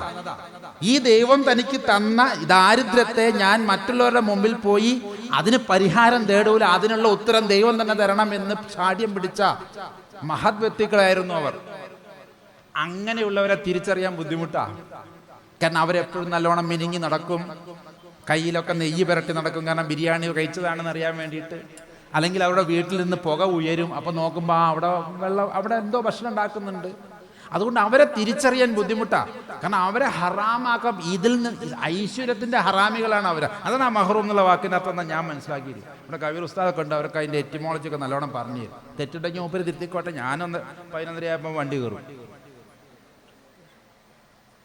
അതായത് ഐശ്വര്യം തങ്ങൾക്ക് ദൈവനിശ്ചയപ്രകാരം ഞങ്ങൾക്ക് നിഷേധിക്കപ്പെട്ട ഹറാമിങ്ങളാണെന്ന് മനസ്സിലാക്കുന്ന മഹ്റൂം ആരെടുത്തും പോയി സക്കാത്ത് സദക്കൊന്നും ചോദിക്കൂല. അത് ദൈവം തന്നതായി ഞാൻ അനുഭവിച്ചോണ്ട്. ഇനി ദൈവം തന്നെ ഇടപെട്ട് വല്ലവന്റെ മനസ്സിലൂടെ എന്തെങ്കിലും കൊണ്ട് തന്നു കഴിഞ്ഞാൽ സ്വീകരിക്കുകയും ചെയ്യും. അൽഹംദുലില്ലാ. എന്ന് പറഞ്ഞ് സ്വീകരിക്കുന്ന ഇങ്ങനെയുള്ളവരെ തിരിച്ചറിയണമെങ്കിൽ മതവിശ്വാസത്തിൻ്റെ ആഴമുള്ളവർക്കേ കഴിയൂ. അത് നമസ്കാരം നിലനിർത്തുന്നവൻ്റെ ലക്ഷണമാണ്. അത് ആരാധനയിൽ ആഴ്ന്നുപോയവൻ്റെ ലക്ഷണമാണ്. നിന്റെ പ്രാർത്ഥനയിൽ നിന്റെ ദൈവം അത് നിനക്ക് വെളിപ്പെടുത്തി തരുന്നു. ആരാണ് നിന്റെ സമൂഹത്തിൽ ഏറ്റവും കൂടുതൽ നിന്റെ സഹായം ആവശ്യപ്പെടുന്നത്, അല്ലെങ്കിൽ നിന്റെ സ്രോതസ്, നിന്റെ വിഭവങ്ങൾ ആർക്കൊക്കെയാണ് നീ പങ്കുവെക്കേണ്ടത് എന്ന് ദൈവം തരുന്ന ഒരു ഹോട്ട് ലൈനാണത്. ഒന്ന് ആലോചിച്ച് നോക്കും, നമസ്കാരം പോലും, ആരാധന പോലും മനുഷ്യനോടുള്ള ഇത്തരത്തിലുള്ള സൂക്ഷ്മമായ വിഭവങ്ങളെ ഷെയർ ചെയ്യാനായിട്ടാണ് ഓരോ മതങ്ങളും ഇവിടെ വിഭാവന ചെയ്തിരിക്കുന്നത്. ഇത്തരം കഥകളൊക്കെ എല്ലാ ഗ്രന്ഥങ്ങളിലും ഉണ്ട്. കാക്കയ്ക്ക് അപ്പം കൊണ്ട് കൊടുത്ത കഥ ഉണ്ട് ബൈബിളിൽ, പഴയ നിയമത്തിൽ. കാക്ക അപ്പം കൊണ്ട് കൊടുക്കണ കഥ ഏത് പ്രവാചകനാ? ഏലിയ പ്രവാചകനോട് അങ്ങോട്ട് പോകാൻ പറഞ്ഞു. അല്ല, അത് നോഹേനോട്. ഏലിയ പ്രവാചകൻ ഒരു സ്ഥലത്ത് മറുതലിച്ച് നിൽക്കുകയാണ് ദൈവത്തിനോട്. ദൈവം പറഞ്ഞൊന്നും കേൾക്കണില്ല. വിശക്കും അങ്ങനെ കാക്ക അപ്പം കൊണ്ട്. മരുഭൂമിയിൽ എന്ത് കാക്ക? ഇനി ഉണ്ടെങ്കിൽ തന്നെ കാക്കയ്ക്ക് മനുഷ്യനപ്പം കൊടുക്കല പണിയുള്ള മനുഷ്യൻ്റെ അപ്പം കൊത്തി പറക്കലല്ലേ കാക്ക ചെയ്യേണ്ടത്. പക്ഷെ നേരെ വിപരീതമായി, പ്രകൃതി വിരുദ്ധമായി, അല്ലെങ്കിൽ പ്രകൃതിയിൽ കാണുന്ന പ്രോസസ്സിനെതിരായി ദൈവം അനേക സമയത്ത് ഈ ഏലിയാവിനെ കരുവേലകത്തിന്റെ കീഴിലിരുന്ന ഇയാൾ തന്നെയാ. അതെ, ഈ കാക്കയെ കൊണ്ട് അപ്പം കൊടുത്തപ്പോൾ ആ പൊട്ടന് മനസ്സിലായത് ദൈവത്തിന് വേറൊരു പ്ലാൻ ഉണ്ട്. ഇത്രയും കാരുണ്യം എന്നോട് കാണിക്കുമ്പോൾ എൻ്റെ ജീവിതം ഞാൻ എത്രത്തോളം മറ്റുള്ളവർക്ക് വേണ്ടി പറഞ്ഞ് അവരെ എത്രത്തോളം ഇത് പറഞ്ഞ് മനസ്സിലാക്കി മതജീവിതത്തിൻ്റെ പ്രവർത്തനത്തിലേക്ക് ഞാൻ പോകണം എന്ന് തീരുമാനിച്ച സംഭവം ഉണ്ട്. അപ്പം പിന്നെ ഏത് മതത്തിലാണ് തങ്ങളുടെ ആരാധനാ ജീവിതം മറ്റുള്ളവരുടെ വിഷമങ്ങൾ മനസ്സിലാക്കുന്ന അത്രയ്ക്കും ആഴത്തിൽ ദൈവത്തിൽ നിന്നുള്ള സന്ദേശം ലഭിക്കുന്നവരായി മാറാതിരിക്കാൻ ആരാണ് ഇവിടെ എതിര് നിൽക്കുന്നത്? അതുകൊണ്ട് എൻ്റെ മതജീവിതത്തിലും ഇത് തന്നെയാണ്. എത്രയോ സ്ഥലങ്ങളിൽ അനന്യാസ് ചിന്തയന്തോ മാം യേ ജനാ പര്യുപാസതേ തേഷാം നിത്യാഭിയുക്താനാം യോഗക്ഷേമം വഹാമ്യഹം എന്ന് ഗീതയിൽ ഒരു ശ്ലോകം ഉണ്ട്. എന്നെ മാത്രം വിശ്വസിച്ചുകൊണ്ട് ജീവിക്കുന്ന എൻ്റെ ഭക്തന്മാരുടെ യോഗക്ഷേമം ഞാൻ ചെയ്തോളാം. യോഗക്ഷേമം വഹാമ്യഹങ്ങൾ കണ്ടിട്ടുണ്ടാവും. LICൻ്റെ അടിയിൽ എഴുതി വെച്ച ഈ കൈയിൻ്റെ അടിയിൽ ഒരു വിളക്കും 2 കൈയും അല്ലേ LICൻ്റെ ചിഹ്നം. അതിൻ്റെ അടിയിൽ എന്താ ഒരു സംസ്കൃതത്തിൽ എഴുതി വെച്ചിട്ടുണ്ട്, യോഗക്ഷേമം വഹാമ്യഹം. അവിടെയൊന്നും അല്ലാതെ എഴുതേണ്ടത്. ഓരല്ല നമ്മുടെ യോഗക്ഷേമം നോക്കേണ്ടത്. ഭഗവാൻ പറയുകയാണ്, നിങ്ങളുടെ യോഗക്ഷേമം ഞാൻ നോക്കിക്കോളാം. അതായത് നിങ്ങൾക്കുള്ള ഭക്ഷണം വരെ കാക്കയിലൂടെയോ ഏതെങ്കിലും ജീവിയിലൂടെയോ കൊണ്ടുതരും. എനിക്ക് തോന്നുന്ന മൃഗങ്ങളിലൂടെ കൊണ്ടു തരിപ്പിക്കലാണ് ദൈവത്തിന് കുറച്ചും കൂടി എളുപ്പമെന്നാണ്. മറ്റേത് നിങ്ങൾ ആദ്യം വിശ്വാസിയാക്കണം, നിങ്ങൾ പിന്നെ ആരാധന നടത്തണം, നിങ്ങൾ പിന്നെ നമസ്കരിപ്പിക്കണം, എന്നിട്ട് നിങ്ങൾ മഹ്റൂമിങ്ങളെ ഭയങ്കര ബുദ്ധിമുട്ട് തന്നെയാണ് പ്രോസസ്സ്. കാക്കേനോട് പറഞ്ഞാൽ കാക്ക വേഗം കൊണ്ട് കൊടുക്കും. ഇതിലേക്കാണ് നമ്മൾ ഓരോരുത്തരും വിളിക്കപ്പെട്ടിരിക്കുന്നത്. ഇതാണ് മതജീവിതത്തിൻ്റെ അടിസ്ഥാനമെന്ന് ഞാൻ വിശ്വസിക്കുന്നു. ഇതൊന്നും അല്ലാന്നുണ്ടെങ്കിൽ ഇവിടെ തിരുത്തപ്പെട്ടോളി, നിങ്ങൾ പറഞ്ഞോളി. അതുകൊണ്ട് ദൈവത്തെക്കുറിച്ച് പറഞ്ഞു, ഒന്നാമത്തെ സിലബസ്, ഒന്നാമത്തെ ഫാക്ടർ. രണ്ടാമത്തത് അവനവൻ്റെ മതനേതാക്കളും അവനവൻ്റെ പ്രവാചകന്മാർ, അവരെ നിങ്ങൾ ദൈവത്തോളമോ ദൈവതുല്യമോ അതൊക്കെ നിങ്ങളുടെ ഇഷ്ടം. ഈ ഏകനായ ദൈവത്തെ തന്നെ ബഹുമുഖമായി പറയാനോ ചെയ്യാനുള്ളത് നിങ്ങളുടെ ഇഷ്ടം. അവിടേക്കാണ് മതങ്ങൾ വ്യത്യസ്തമാകുന്നത്. പക്ഷെ അടിസ്ഥാനത്തിൽ മതങ്ങൾ വ്യത്യസ്തമല്ല. മൂന്നാമത് അച്ഛനമ്മമാരോടുള്ള ക്രിസ്ത്യൻ അച്ഛനമ്മമാരോട് അത് ചെയ്യണ്ട എന്ന് യേശു പറഞ്ഞിട്ടില്ല. യഹൂദൻ്റെ അച്ഛനമ്മമാരോട് അത് ചെയ്യണ്ടെന്ന് പറഞ്ഞിട്ടില്ല. മുസ്ലിം അച്ഛനമ്മമാരെ ബഹുമാനിക്കേണ്ടെന്ന് ഒരു ദീനിലുമില്ല. ഹിന്ദുക്കളോട് നിങ്ങളുടെ അച്ഛനമ്മമാരെ ബഹുമാനിക്കേണ്ടെന്ന് എവിടെയും പറഞ്ഞിട്ടില്ല. നാലാമത്തത് മനുഷ്യനെ മനുഷ്യനായി കാണാത്തതൊന്നും ഒരു മതവും അംഗീകരിച്ചിട്ടില്ല. മനുഷ്യൻ, ദൈവത്തിൻ്റെ മുഖം കാരുണ്യമാണ്. എനിക്ക് എപ്പോഴും തോന്നാറുണ്ട്, ഈ ദൈവം എന്തിനായി മനുഷ്യനെ സൃഷ്ടിച്ച് ഇത്ര കഷ്ടമായെന്ന്. ഇത്ര കഷ്ടത്തിലായത് ഒരൊറ്റ കാരണം കൊണ്ടാണ്. ദൈവം ആദ്യം സൃഷ്ടിച്ചത് കുറേ മാലാഖമാരെയാണ്. കോടാനുകോടി മാലാഖമാർ. ഒറ്റ ഡ്യൂട്ടി, ഇവരൊക്കെ തിളങ്ങുന്ന തീയിൽ നിന്നുണ്ടായത്. അങ്ങനെ പാറിക്കൊണ്ടും കടന്നുകൊണ്ടും സുജൂദ് ചെയ്തുകൊണ്ടും ഒക്കെ ഇങ്ങനെ ദൈവത്തിന് അങ്ങനെ ഹല്ലേലൂയ അൽഹംദുലില്ലാ, ഏതാ ഭാഷ എനിക്കറിയില്ല, ഞാൻ പോയിട്ടില്ല, കണ്ടിട്ടില്ല. ഏതായാലും ദൈവത്തെ സ്തുതിക്കുക, ദൈവത്തിനെ സ്തുതിക്കുക. കുറച്ച് കഴിയുമ്പോൾ ദൈവത്തിനൊരാഗ്രഹം, എനിക്ക് കുറച്ച് മണ്ണ് കിട്ടുമെന്ന്. അതിൽ ഏറ്റവും വലിയ നേതാവിനെ തന്നെ വിളിച്ചു. മാലാഖമാരുടെ ഏറ്റവും വലിയ നേതാവിനെ വിളിച്ചിട്ട് പറഞ്ഞു, കുറച്ച് മണ്ണ് കൊണ്ടുപോവാ, ഭൂമിയിൽ പോയിട്ട്. ഇതിപ്പോൾ എന്താണ്? ആദ്യത്തെ മറുതലിപ്പ് അവിടെയാണ് തുടങ്ങുന്നത്. മനുഷ്യനെക്കുറിച്ച് ഉണ്ടാക്കാൻ തുടങ്ങിയ നിമിഷം മുതൽ അവിടെ ഒരു ചോദ്യം വന്നു. അതുവരെ ദൈവം പറഞ്ഞു ഒരു കാര്യത്തിൽ ഒരു മാലാഖ ഒരു ചോദ്യം തിരിച്ചു വെച്ചിട്ടില്ല. എന്തിനാന്ന് ചോദിച്ചു. അത് ഞാൻ നോക്കിക്കോളാം, കൊണ്ടുവരാൻ പറഞ്ഞു. കൊണ്ടുവന്നപ്പോൾ ഈ മണ്ണിൽ നിന്ന് ഇത്രയും വൃത്തികെട്ടൊരു ജീവിയെ ഉണ്ടാക്കാനാണ് പ്ലാൻ എന്ന് ചോദിച്ചപ്പോൾ ഞങ്ങളൊക്കെ പോരെ മക്കളായിട്ട്, നീ പറഞ്ഞ എന്തു കേൾക്കാൻ മാലാകമാരായി ഞങ്ങളില്ലേ, പിന്നെ എന്തിനാ ഈ ഒരു പുതിയ ജീവി എന്തിനാ? എത്ര ആനണ്ട്, കുതിരണ്ട്, പോത്തുണ്ട്, ഇവിടെ എന്തെല്ലാം ഉണ്ടാക്കി, എന്തെല്ലാം ചെടികളാണ് ഇരിക്കുന്നത്, ഇതൊക്കെ പോരെ, ഇതൊക്കെ ദൈവമഹത്വത്തെ പ്രകീർത്തിക്കുന്നില്ലേ? ഇവരൊക്കെ അൽഹംദുലില്ലാ ഹല്ലേലൂയൊക്കെ പറയുന്നില്ലേ, അല്ലെങ്കിൽ ദൈവമേ സ്തുതി, നമോ നമോ എന്നൊക്കെ പറയുന്നില്ലേ? പിന്നെ എന്തിനാ ഈ മനുഷ്യനെ സൃഷ്ടിച്ചത്? ഒന്നാമത്തെ മാലാകയ്ക്ക് ഇത് മനസ്സിലാവണില്ല, പ്രധാന മാലാകയ്ക്ക് മനസ്സിലാവണില്ല. ഇതിൽ എന്തോ പ്രശ്നമുണ്ടെന്നാ മൂപ്പര് പറയുന്നത്. അവിടെ മുതൽ ദൈവവും മാലാകന്മാരുള്ള കോൺഫ്ലിക്റ്റ് തുടങ്ങി. അതോടുകൂടി ഉണ്ടാക്കിയപ്പോൾ ഖുർആൻ പറയുന്നത്, അല്ലെങ്കിൽ ഇസ്ലാമിക വിശ്വാസപ്രകാരം സംഭവിച്ചത്, ദൈവം പറഞ്ഞു ഇതിനൊക്കെ പേര് കൊടുക്കാൻ. അത് ബൈബിളിലും ഉണ്ട്. ആദമാണ് ഈ കണ്ട സാധനത്തിനൊക്കെ പേര് നിർദ്ദേശിച്ചെന്ന് പറഞ്ഞാൽ അവനെയാണ് അതിൻ്റെ ഏറ്റവും വലിയ ദൈവത്തിനെ പ്രതിനിധീകരിക്കുന്ന ഖലീഫയാക്കി അവനെ വെച്ചു. എന്നിട്ട് പറഞ്ഞു അവനെ സുജൂദ് ചെയ്യാൻ, അവനെ ഒന്ന് നമിച്ച് സല്യൂട്ട് അടിക്കാൻ പറഞ്ഞു. പ്രധാന മാലാക അനുസരിച്ചില്ല. കാരണം എന്താ? ദൈവത്തെ മാത്രം ആരാധിക്കണമെന്ന് പറയുന്ന പ്രധാന നിയമം ഇരിക്കെ ദൈവം ചെളിയിൽ നിന്നുണ്ടാക്കിയ ഈ ചെളിക്കട്ടയിൽ നിന്നുണ്ടാക്കി ചെളിയിലേക്ക് തിരിച്ചു പോകുന്ന ഈ ജീവിയെ, ഈ ആദത്തെ നമസ്കരിക്കാൻ അവിടെ വകുപ്പില്ല. അവൻ ശിർക്കിൽ പെട്ടില്ല എന്നാ സത്യത്തിൽ. ശിർക്കിൽ പെട്ടില്ല എന്ന് മാത്രമല്ല, അനുസരണക്കേടാകുകയും ചെയ്തു. രണ്ട് പ്രശ്ന. ശിർക്കെന്ന് ഒഴിവായി, പക്ഷെ എന്തുണ്ടായി? അനുസരണക്കേടിൽ പെട്ടു. ഇതാ കിടക്കുന്നത്, ചട്ടിയും കലം എടുത്ത് പുറത്തു പോകാൻ പറഞ്ഞു. അരുണോദയ പുത്രനായ ശുക്ര, നീ എങ്ങനെ ആകാശത്ത് നിന്ന് വെട്ടേറ്റ് വീണു എന്നൊക്കെ ബൈബിളിൽ എസെക്കിയേലിലൊക്കെ ചോദിക്കുന്നു. ആ കഥയിൽ ഇതാ പറയുന്നത്. പുറത്താക്കി. അന്ന് മുതൽ മൂപ്പര് നമ്മളെ തെറ്റിക്കാൻ വേണ്ടി അവിടുന്ന് കൊട്ടേഷൻ എടുത്തു. ഇവൻ കാരണമാണ് എനിക്ക് ഗതി വന്നത്, ഇന്റെ ഉസ്താദ് പണി പോയത്, ഇന്റെ പ്രധാന മാലാകത്വം പോയത് ഇവൻ കാരണം. ഇവനെ ഞാൻ എന്തായാലും ഇവനെ ഞാൻ ശരിയാക്കും. അന്ന് തുടങ്ങിയ ശത്രുതയാണ്. ഈ ശത്രുത എങ്ങനെയാണ് പൂർണ്ണമാക്കുന്നത് എന്നറിയോ ദൈവം? അല്ല, ഈ ചെകുത്താന് തൻ്റെ സഹോദരനെ കാണാനുള്ള കണ്ണ് എടുത്ത് കളയുമ്പോഴാണ്. ഒരു സൂഫിയോട് ചോദിച്ചു, എപ്പോഴാണ് സുബഹി? സുബഹി എന്ന വാക്കും ഫലക്ക് എന്നുള്ള വാക്കും രണ്ട് വാക്കുണ്ട്. സുബഹി എന്ന് പറഞ്ഞാൽ നമ്മളൊക്കെ വിചാരിച്ചൊക്കെ 5:30 സുബഹി വാങ്ക് എപ്പോഴാന്ന് വെച്ചാൽ 5:30. ഉണർവ് എപ്പോഴാണെന്ന് അതിൻ്റെ അർത്ഥം. ഫലഹ് പറഞ്ഞാൽ പ്രഭാതം എന്നാ. പ്രഭാത നമസ്കാരമല്ല സുബഹി നമസ്കാരം, സത്യം പറഞ്ഞാൽ. പക്ഷെ അങ്ങനെ പറഞ്ഞാൽ ആകെ സ്വയം കെടുന്നുള്ളതുകൊണ്ട് നമ്മളിപ്പോൾ തൽക്കാലം ഇപ്പോൾ പോണ പോലെ പോയാൽ മതി. നിന്റെ ഉണർവ്, നിനക്ക് എപ്പോഴാണോ 100% ഉണർവ് വരുന്നത്, അപ്പോഴാണ് ദൈവത്തിനോട് നീ അൽഹംദുലില്ലാ, സുബ്ഹാനല്ലാ, അല്ലാഹു അക്ബർ എന്ന് പറയേണ്ടത്. അല്ലാണ്ട് ഉറങ്ങി തൂങ്ങി അന്നങ്ങാണ്ട് അല്ലാഹു അക്ബർ എന്ന് പറഞ്ഞിട്ട് ആ സുജൂദിൽ ഒന്ന് കുറച്ചും കൂടി ഒന്ന് കിടക്കായിരുന്നു പറയണേ. എന്നിട്ട് ഇത് കഴിഞ്ഞ് പിന്നെയും പോയി കിടന്നുറങ്ങാം. UP-യിൽ വേഗം പോയപ്പോൾ ഒരു പള്ളീൻ്റെ അവിടെ ചെന്നാൽ അവിടെ വലിയ കച്ചറ അടക്കുക.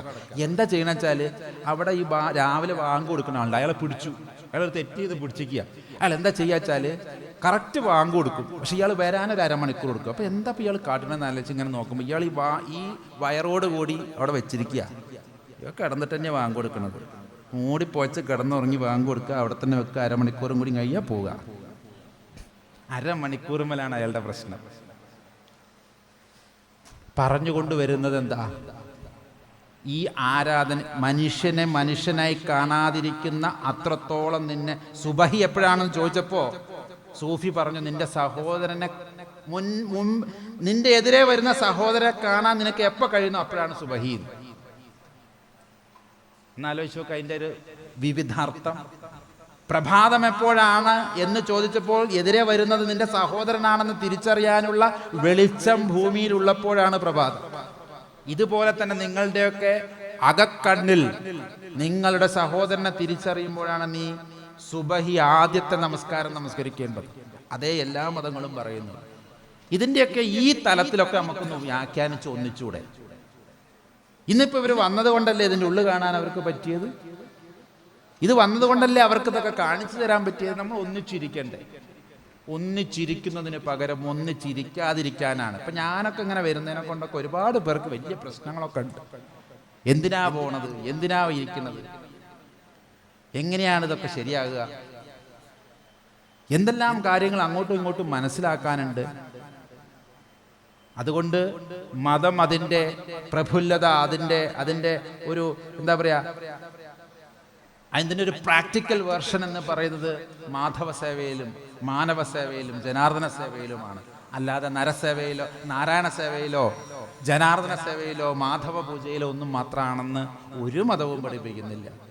ദൈവത്തോട് കാണിക്കേണ്ട, ദൈവം നിങ്ങളോട് കാരുണ്യം കാണിക്കുന്നുണ്ടെങ്കിൽ ആ കാരുണ്യം നിങ്ങൾ നിങ്ങളുടെ സഹജീവികളോട് കാണിക്കേണ്ടത്. അതാണ് നാലാമത്തെ കാര്യം. ഈ സ്വാമി പറഞ്ഞാൽ 5 ഉണ്ട് എന്ന്, അപ്പം 5 കൂടി അവിടെ പറഞ്ഞ് നിർത്തുക, അല്ലെങ്കിൽ ഇപ്പം ചീട്ട് വരും. ഇപ്പം തന്നെ മൂപ്പർ ഇങ്ങനെ എഴുതാനൊക്കെ തുടങ്ങുന്നുണ്ട്. 5ാമത്തെ കാര്യം കൂടി പറഞ്ഞങ്ങോട്ട് നിർത്തുക. എന്താ 5? അവനവനോടും ദൈവത്തിനോടുമുള്ളൊരു വ്യക്തിബന്ധ സ്ഥാപനം. ഇതൊക്കെ ജനറലായിട്ട് പറഞ്ഞതായിരിക്കാം. പക്ഷെ ദൈവം നിങ്ങളെ തിരിച്ച് നിങ്ങൾ ഉദ്ദേശിക്കുന്ന സ്വർഗലോകത്തിലേക്കോ അതിൻ്റെ നന്മയിലേക്കോ തിരിച്ചു വരുത്തണമെന്നുണ്ടെങ്കിൽ നിങ്ങൾ ദൈവവുമായി ഒരു രഹസ്യമായ ഒരു ഭയത്തിൽ ഏർപ്പെടണം. നിങ്ങൾ ദൈവത്തിനോട് പ്രത്യേകിച്ച് വ്യക്തിപരമായ വ്യക്തിയുടെ തലത്തിലും ഒരു ദൈവത്തിൻ്റെ മുമ്പിൽ സമർപ്പിക്കപ്പെടേണ്ടതുണ്ട്. ദൈവത്തിനോട് തിരിച്ചു ഉത്തരം കൊടുക്കേണ്ടതുണ്ട്. ഒരുപക്ഷെ നിങ്ങൾ ഇസ്ലാമായത് നിങ്ങളുടെ അച്ഛനും അമ്മയും ഇസ്ലാം ആയതുകൊണ്ടായിരിക്കാം. അച്ഛൻ കത്തോലിക്കക്കാരനായത് അച്ഛനും അമ്മയും കത്തോലിക്കക്കാരനായത് കൊണ്ടാണ്. പിന്നെ അതിന് കൗതാശികപരമായ കാര്യങ്ങളൊക്കെ ഉണ്ട്. മാമോദിസ മുങ്ങിയോട് കൂടിയാണ് എന്നൊക്കെ അദ്ദേഹം പറയും. തിയോളജിക്കൽ അല്ലെങ്കിൽ നിങ്ങൾ വാങ്ങു കൊടുത്തപ്പോഴാണ്, അല്ലെങ്കിൽ സുന്നത്തെ ചെയ്തോളൊന്നല്ലാതെ നമുക്കറിയാം. എന്നാലും ഇവിടെ ദൈവത്തിനോട് നിങ്ങളൊരു വ്യക്തിപരമായ a personal commitment to God, to return to God, അതാണ് കീ. അതെല്ലാ മതങ്ങളും പറയുന്നുണ്ട്. അപ്പോൾ ഏത് മതത്തിൻ്റെ 5 കാര്യങ്ങൾ? ദൈവം, അതിൻ്റെ പ്രവാചകൻ അല്ലെങ്കിൽ ഗുരു സമ്പ്രദായം, 3 അച്ഛനമ്മമാരോടുള്ള കടമ, സഹജീവികളോടുള്ള കടമ, ഭൂതങ്ങളോട് ഭൂതദയാപര. അപ്പം നിങ്ങളൊക്കെ അറിയാം, ശബരിമലയ്ക്ക് പോണ വഴി അവർ പറയണലുണ്ട് സർവഭൂതദയാപര. ഈ സർവഭൂതങ്ങളോടുള്ള ദയാപരത ഉള്ളത് കൊണ്ട് അങ്ങോട്ട് ചെന്നിട്ട് കാണുള്ളൂ. അവിടെ ചെന്നാലും തത്വമസി എന്നാ കാണാനുള്ളത്. ഒക്കെ വലിയ സമയമൊന്നും ഇല്ല. ഇവരിപ്പോൾ വെറുതെ അത്രയൊക്കെ സമയം തന്നല്ലോ അല്ലേ, അത് വലിയ കാര്യം. ഈ എപ്പോഴും ഇങ്ങനെയുള്ള പള്ളി ഉദ്ഘാടനത്തിന് മാത്രം വിളിച്ചാൽ പോരാ. അല്ലാത്ത ദിവസവും നിങ്ങളുടെയൊക്കെ ചെറുപ്പക്കാരെയൊക്കെ വിളിച്ചു കൂട്ടി നമുക്ക് ഒന്നിച്ചിരിക്കുമ്പോൾ അങ്ങോട്ട് കുറേ സംശയങ്ങൾ ചോദിക്കാനും ഇതിപ്പോൾ ഒരുപാട് സംശയങ്ങളുണ്ടാവും എനിക്ക്, അല്ലെങ്കിൽ ഒരുപാട് സംശയങ്ങൾ നിന്നോട് ചോദിക്കാനുണ്ടാവും, ചിലത് നിങ്ങളോട് പറയാനുണ്ടാവും, ആഡ് ചെയ്യാനുണ്ടാവും, ഡിഫർ ചെയ്യാനുണ്ടാവും. ഇതൊന്നും ഇപ്പോൾ സമയമില്ല. അപ്പം അതിനൊക്കെയുള്ള അവസരങ്ങൾ എല്ലാ പള്ളികളിലും ഉണ്ടാകട്ടെ. നിങ്ങളൊക്കെ പള്ളിയിൽ വിളിച്ചോളി വരും, നമുക്ക് ബൈബിളിൽ നിന്ന് മാത്രം സംസാരിക്കാം. ഇനി ഖുറാനെന്നും സുന്നത്തെന്നും ഹദീസെന്നും മാത്രം സംസാരിക്കാം. എങ്ങനെ ഞങ്ങളൊക്കെ മനസ്സിലാക്കി വെച്ചിരിക്കണമെന്നെങ്കിലും അറിയാലോ, അത് ശരിയാണെന്നെങ്കിലും അറിയാലോ, നമുക്കൊരു മാർക്കെങ്കിലും ഇടാൻ. ഇതിപ്പോൾ ഇങ്ങനെ ഇയാൾ എന്തൊക്കെയോ വന്ന് പറഞ്ഞു പോയി, കുഴപ്പമൊന്നുമില്ല, അടുത്ത ആളിങ്ങനെ വെയിറ്റായിട്ട് നിൽക്കുക, ഇവരെങ്ങനെ എന്താ ഇപ്പം മനസ്സിലിപ്പോൾ നമുക്കറിയാം. ഏതായാലും നമ്മൾ ചീട്ട് വാങ്ങണമല്ല. റബ്ബനാ തഖബ്ബൽ മിന്നാ ഇന്നക അന്ത സമീഉൽ അലീം. അല്ല, അങ്ങനെയല്ല പറയണ്ടത്. ദൈവമേ, ഇത് നിങ്ങളിൽ നിന്നൊരു നല്ല സ്വീകരിക്കപ്പെട്ട അമലായിട്ട് നീ സ്വീകരിക്കണം. ഇബ്രാഹിം നബിയും കൂട്ടരും മക്കളും കയവ പുതുക്കി പണിതു എന്ന് പറഞ്ഞ സമയത്ത് പ്രാർത്ഥിച്ച പ്രാർത്ഥനയാണ് എനിക്ക് ഈ അവസരത്തിൽ പ്രാർത്ഥിക്കാനുള്ളത്. ദൈവമേ, ഈ പ്രവർത്തനങ്ങളൊക്കെ ഞങ്ങളിൽ നിന്ന് സ്വീകരിക്കപ്പെടുന്ന കാണിക്കകളായി, സ്വീകരിക്കപ്പെടുന്നവയായി നീ ഞങ്ങളുടെ പ്രവൃത്തികളെ കണക്കാക്കണേ. നല്ലത് എന്താ ഈ സമയത്ത് പ്രാർത്ഥിക്കാനുള്ളത്? അതുകൊണ്ട് ലോകാ സമസ്ത സുഖിനോ ഭവന്തു, എല്ലാവർക്കും സുഖമുണ്ടാവട്ടെ. ഉദാന ചരിതാനാം തു വസുദൈവ കുടുംബകം. ഇതൊരു വസുദൈവ, എല്ലാ ഈ ഭൂമിയിലുള്ളവരെല്ലാം ഒരൊറ്റ കുടുംബമാണ്. ഉദാര ചരിതാനം, ഉദാര മനസ്കർക്ക് മാത്രം. അല്ലാത്തവർക്ക് ലഘുചേതസകൾക്ക് അതങ്ങനെയല്ല. ആ ലഘുചേതസയിൽ നിന്ന് ഉദാന ചരിതത്തിലേക്ക് ഉദാന ചരിതന്മാരായി ഞങ്ങൾ മാറട്ടെ എന്നല്ലാണ്ട് എന്താ പ്രാർത്ഥിക്കാനുള്ളത്? നന്ദി, നമസ്കാരം. ദൈവം അനുഗ്രഹിക്കട്ടെ.